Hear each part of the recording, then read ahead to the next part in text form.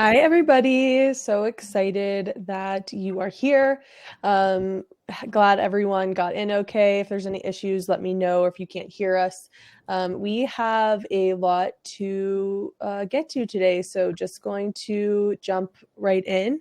Would love if everyone could put in the chat where they're joining from, what their role is. It's always exciting to see people joining from all over the world. Gonna do a couple of quick intros here. I'm Shannon Ogborn. I am our community lead for the Americas here at Ashby. I am a recovering recruiter, so I just love bringing all of this great information and topics to you all, the very deserving recruiting community. We also have Angelita. She is a senior recruiting coordinator at Ironclad, where she oversees interview scheduling and logistics. She also manages the company's Glassdoor campaign and leads company-wide onboarding.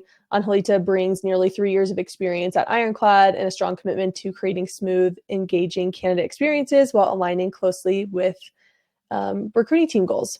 And we also have Evie. Evie is a lead recruiting coordinator supporting hardware and emerging talent at Anduril Industries. And as a leader of RC, she is really passionate about creating seamless experiences for her team, her hiring teams, and her candidates. From the Ashby side, outside of me, we have Kevin Connolly. He is nearing 4 years at Ashby, focused on the analytics product data team and talent trends reports with the broader team, which is why he's joining us today. Prior to Ashby, he has experience in multiple startups, including Front and PlanGrid, with a focus on the overlap of product and data. Before pursuing the tech world, Kevin earned a very modest PhD in physics. Thank you, Kevin, for being here. And then lastly, we have Max Butler, who just joined us more recently as a Rec Ops consultant at Ashby. He has a really robust background in streamlining recruiting processes, tool implementation, and data-driven reporting. He has partnered with organizations like Scale AI, Captivate IQ, and Bain & Company to enhance operational efficiency and drive diversity initiatives.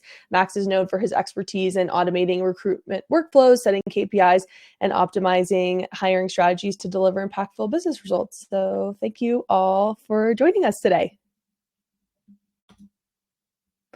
I am going to pass it off to Kevin, who's going to give a little bit of background and context of the report that we will be discussing today. All right, thanks for the intro, Shannon. Yeah, just a few quick points. We have a lot to cover today, but just on the topic of the data set itself, as you can see here, we're covering almost about 3 million candidates over the couple of years of data that we're talking about here today. And across those candidates, about 5 million interviews. And if you've followed our recruiter productivity talent trends report, you'll know that many people apply, but only about 5% get any interview at all. So this is basically derived from around, I'd say, 40, 50 million applications, but then those that get the interview sort of contribute to this particular trends report. And the way we break this down is we have the hiring team role information for everybody that does the scheduling. So we can see when it's a recruiter or a recruiting coordinator or a hiring manager, the different stages and all those sort of details. So that's what allows us to do the attribution to whether it's an RC, official RC doing scheduling, or another team member. And then finally, the one question that I know will probably come up is when we're talking about counting scheduling, are we counting every interview event? And this really comes mostly into play for on-sites or panel interviews where you might have 5 individual interviews. So in this context, when we talk about counting scheduling, we talk about counting a single schedule, not the 5 individual events. And that mostly comes into play for the panel interviews. So that's a quick context setting. And maybe we can dive into some of the topics we're going to cover and move right along. Amazing. So before I jump into the focus areas for today, we love to see comments in the chat, so keep that going. If you do have a question, and we do have somewhat limited time today, we'll try to get to as many questions as possible, but there is a questions tab in the bottom right-hand corner. Please put your questions in there, and if you want to upvote questions, please do that. This will help us prioritize what questions feel the most pressing from you all. Unfortunately, if you put questions in the chat, we might not see it, so utilize that questions tab. In terms of focus areas for today, the themes that we're really going to be going through are doing more with less, speed versus efficiency, and emerging technology. We have these great experts who are going to speak to how this has resonated with them and, kind of ways to overcome these challenges. So jumping right in, doing more with less. Kevin, I will let you take this away. All right, yeah. So this first chart we're looking at here, this is the number of recruiters RC works with on average. And so the way we do this is we just look at interview events being scheduled by an RC, and then we take the unique recruiter identifier from those records and we sort of sum it up and take the average of the number of distinct recruiters an RC works with over time. And you can see some of the trends here, but that's the quick breakdown, and I'll pass it off for comments from the panel here. Yeah, this one stood out. I'll jump in and start this because the roller coaster the last 4 years have been in recruiting. I was surprised there wasn't more of a swing here, but it all kind of makes sense. I think what I was more excited about is that we're now starting to collect data to be able to tell, like, there's always been an appetite or a question around, do I have the right number of RCs to support my recruiting team? Or are my recruiters overloaded, or RCs overloaded? So now that we start to gather some of this information and look at, trend lines, it's nice to have a pulse on what a healthy recruiting to recruiting coordinator ratio starts to look like.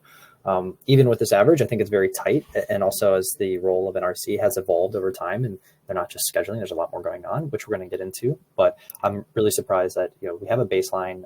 It's still a bit of a stretch, but it's nice to see kind of a starting point and how we can start to structure and build our teams. And so, yeah. Nice. Thank you, Max. Yeah, so this is another one that's pretty interesting, perhaps one of the most busy charts, so I'll walk through it bit by bit here. So we looked at, effectively, we had a next question of like how many schedules does an RC do on average, and we broke this down a few different ways, but most of the sort of action in terms of dynamics that are changing took place in the larger company segment. So you can see this is a breakdown for specifically companies that are 500 to 10,000 plus employees. The full trends report has the other segments as well. But walking through this, the sort of pinkish purple line, that's schedules per org.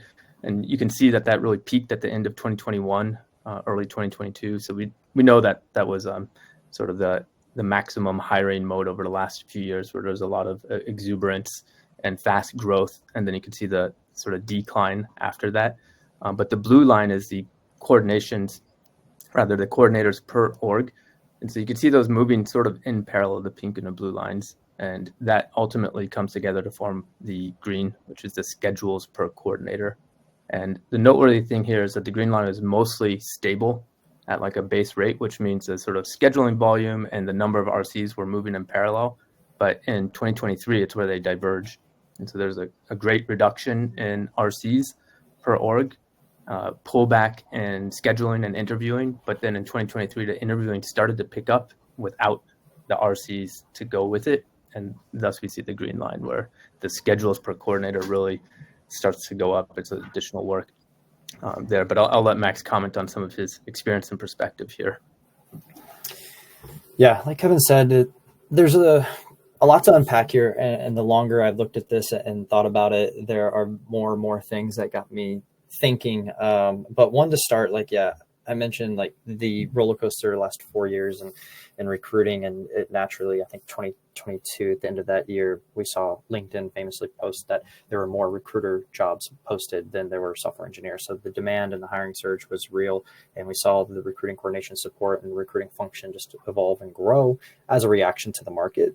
And then this is where we enter, 2022, things start to fall down and start to plateau in some areas. But I think what has been most interesting with the idea of doing more with less is that that's a phrase that I've said more than I would like, but it became very real in 2023. And I think that we really need to look at not just doing more with less, but we had to get better at just continue doing what we were doing with less tools and resources. And a lot of that fell on recruiting coordinators.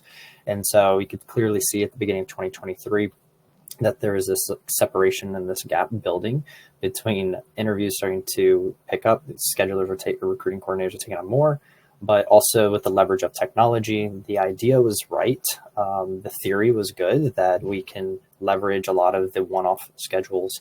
We can do a lot with some of the tools in replacement of a recruiting coordinator, but then there comes training, there comes enablement, because just because you make a purchase or an investment into a product that could take some of the work that recruiting coordinators traditionally have done, you still need to make sure it's rolled out correctly, it's implemented correctly, and a lot of that work comes on recruiting coordinators. So I think that is like also part of the gap. They had to continue scheduling, they had to continue getting, continue moving forward, but also implementing new tools, new technology, a lot of process improvements, a lot of change management came in here. And then this is also specific to companies of over 500 employees where change management is really hard. And sometimes adoption is a little bit lower than you see with smaller organizations.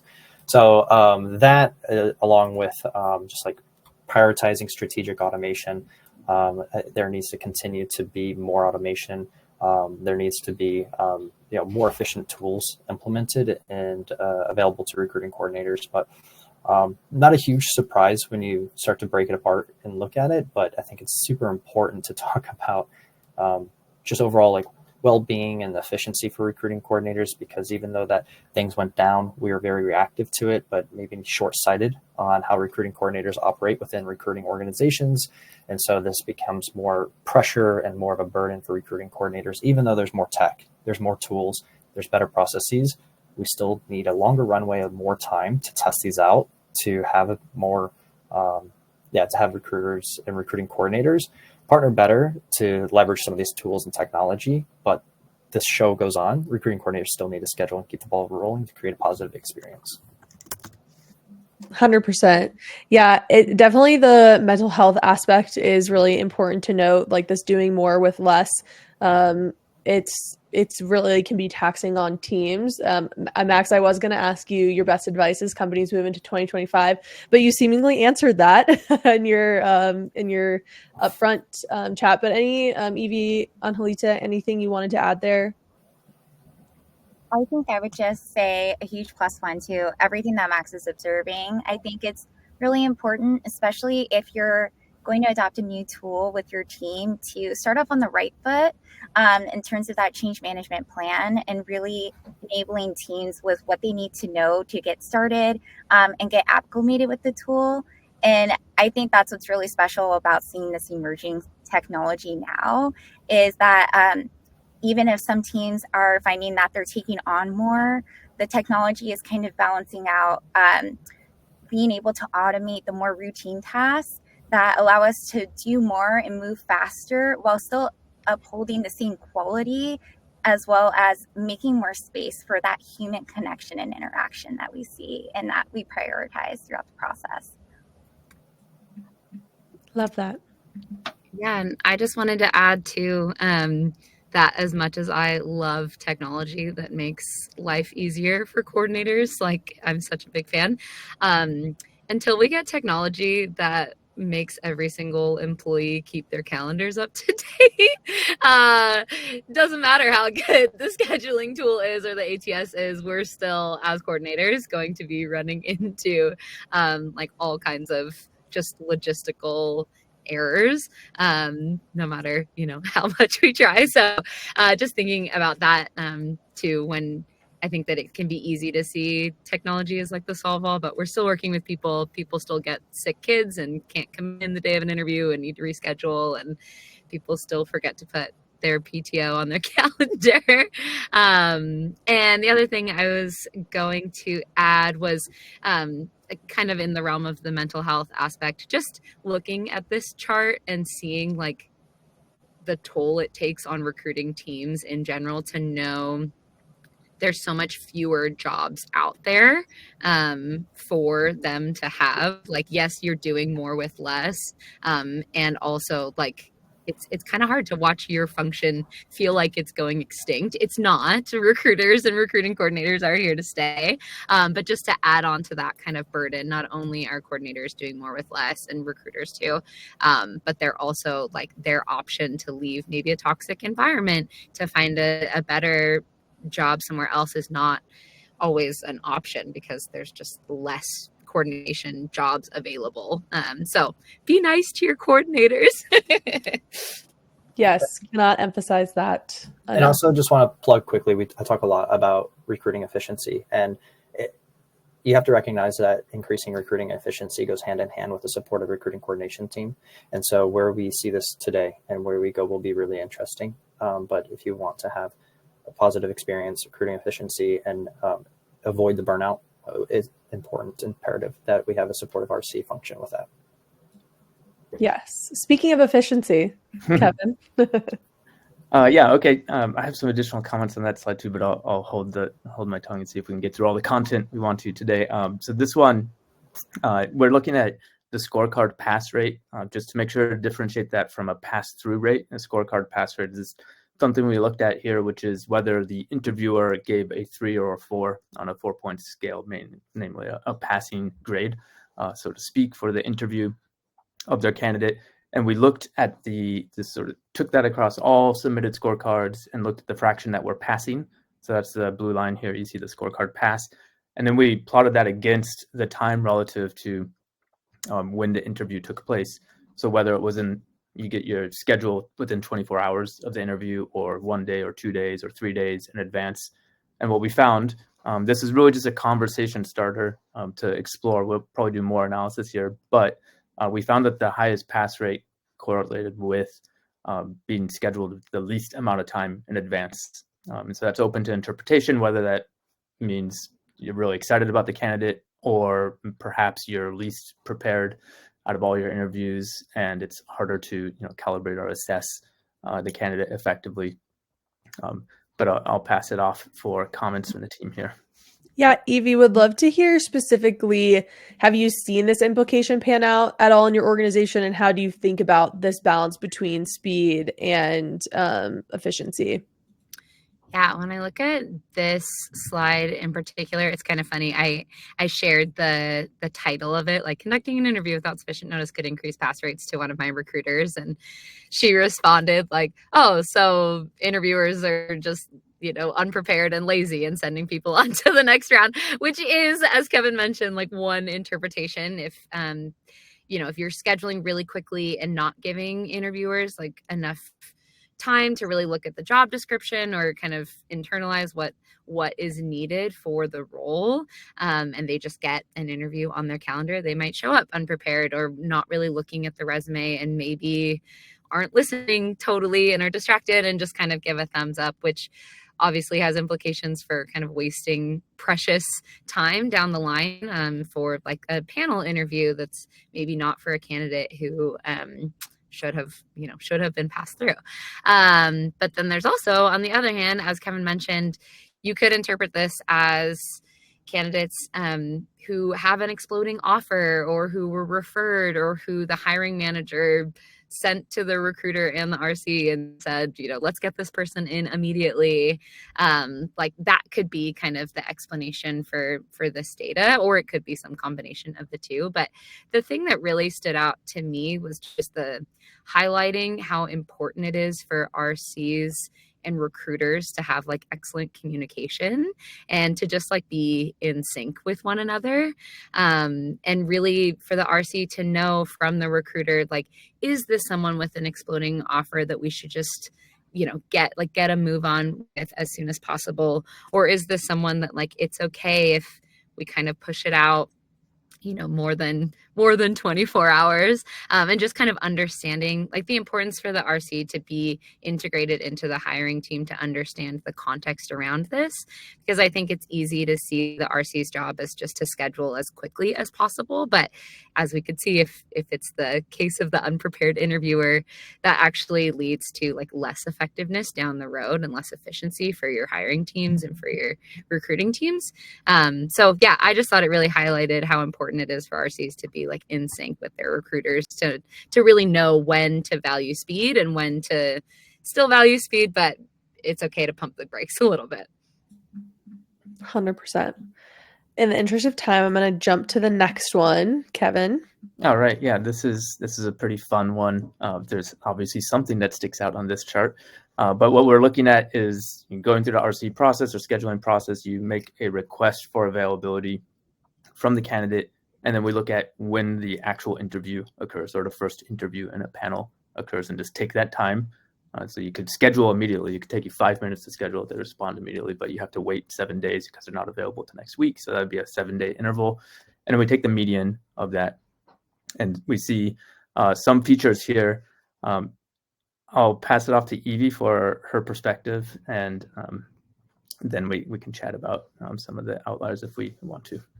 Yeah. So when I look at this and in the thought process of speed and efficiency, you know, for some teams, it's the recruiter who reaches out for availability or just gets availability from the candidate, like right then and there, and at the end of their phone screen. Like, this is a great candidate. I want to move them on to the next round. Let me get their availability now so I can just send that to the RC and they can schedule it and really kick off that median 6 days, like right then and there.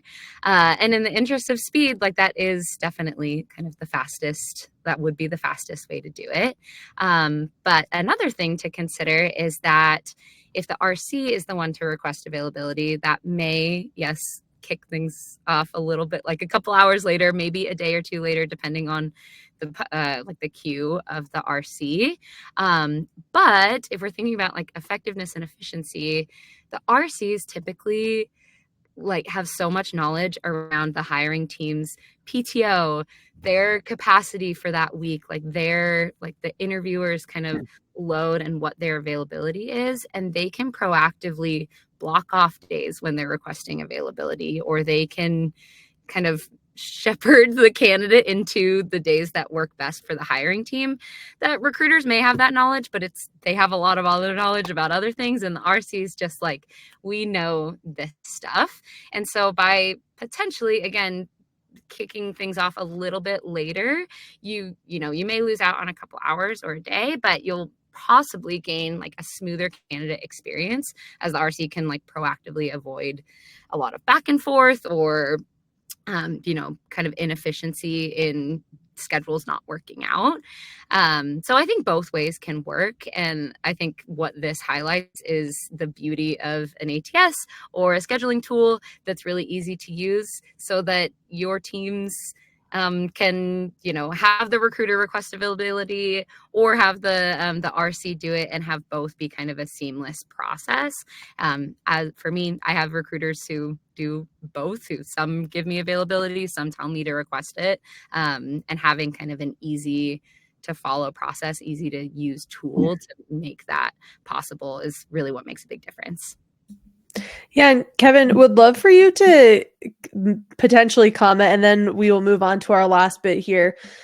Someone said all the tech change. Did you see this? All the tech changes that have happened. Yeah, great comment, Sean. I think both the outlier here and the general comments apply. What we see at the end of 2021 is basically a delay in when people can get scheduled, and that also correlates. So correlate, not causation. But it correlates when it was like peak hiring mania of the end of 2021. And you can just imagine that certain orgs reached their sort of effective speed or terminal velocity in terms of how fast they can get people on the schedule for an interview. And we see that backlog, it pushes back, like 2 days. So it's an outlier here, but it's not like totally crazy in my opinion. And then we see that recede as like the hiring comes down. So that speaks to an important distinction on like, what does the role of tech play here? And one thing that we do see in the data is that people are very effective at the speed at which they can get something scheduled. And then there's these other, so I would call them human factors, like availability, calendar availability, the number of interviewers that are trained on your team and their relative capacity, that, as an org, depending on your size and how much hiring you do, you might get to that, like the limit, and not be so tech limited, but rather capacity limited. Which is a really interesting observation, in my opinion. Definitely. All right, popping on to emerging technology. Yeah, here we have another contender for most information in one single chart. But the the sort of solid dashed lines, I think, are maybe the best to look at here. And they effectively are the percentile charts. And so we have two sets of data here. These are single, like one-off events scheduling. So you're doing a screen or a hiring manager screen or a tech call of some sort. And then the other are 2+ interviews. So basically a panel. That's the green line. You see some. If you follow the solid lines up to the 50% point on the y-axis, you're effectively looking at the median, but you could pick your 75th percentile or your 25th percentile. The main point is that panels are to the right, which means it takes longer in terms of number of days to like get that on the calendar for where it occurs relative to when you're scheduling it. So again, coming to the point of like capacity of all the participants and all the scheduling you need to do. How quickly can people be available is a way to interpret this. And that sort of horizontal gap between the pink and the green lines at, say, the 50 percentile, about a day, shows that panels are pushed out just by general capacity or other factors, at least a day at the median. And Angelita, I'll let you comment on this one. Yeah, I found this super interesting, especially since at Ironclad, we definitely try to uphold a 24-hour SLA with all scheduling, regardless of whether it's a single panel or multi-panel interview. But as others I'm sure can relate, with multi-panel interviews comes the hurdles of when you're at bare minimum managing 3 calendars, and then it becomes more complicated if you're scheduling across time zones. So I think that's really where leveraging technology becomes significant, and why we love Ashby so much is because we're able to create interviewer pools and know that the folks we're choosing from are the right folks, especially when it comes to reschedules. We're also able to see all of the time zones. There used to be dark ages where I'd have to manually convert time zones over and double and triple check, but that work's all done for me on the interface. And then being able to send our calendar invites as well as our email communications all in one spot really allows us to uphold our SLA and manage when we have different roadblocks come our way.